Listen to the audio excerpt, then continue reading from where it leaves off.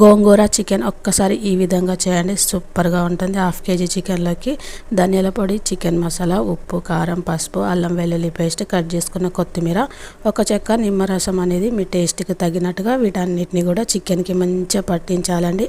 మూత పెట్టేసుకొని 3-4 గంటల పాటు ఫ్రిడ్జ్లో పెట్టాలి. 3-4 గంటల తర్వాత చికెన్ తీసి ఇలా బయట పెట్టుకోవాలండి. ఆ తర్వాత స్టవ్ వెలిగించుకొని కడాయిలో నూనె, 3 పచ్చిమిర్చి, ఒక కట్ట వరకు గోంగూరను వేసుకొని ఇలా ఫ్రై చేసుకొని మిక్సీ జార్లో వేసుకొని పావు కప్పు పెరుగు వేసుకొని మిక్సీ పట్టుకొని పక్కన పెట్టుకోవాలి.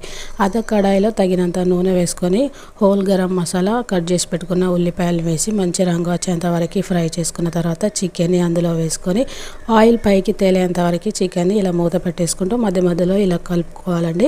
ఆ తర్వాత మనం ముందుగానే మిక్సీ పట్టుకున్న ఈ గోంగూర పేస్ట్ని ఇందులో వేసుకొని ఇలా మంచిగా మిక్స్ చేసుకొని సేమ్ అదే ప్రాసెస్లో ఇలా మంచిగా మిక్స్ చేసుకుంటూ ఉడికించుకున్నామంటే గోంగూర చికెన్ రెడీ అయిపోతుంది. ఈ వీడియో మీకు నచ్చినట్లయితే లైక్ చేసి కామెంట్ చేయండి.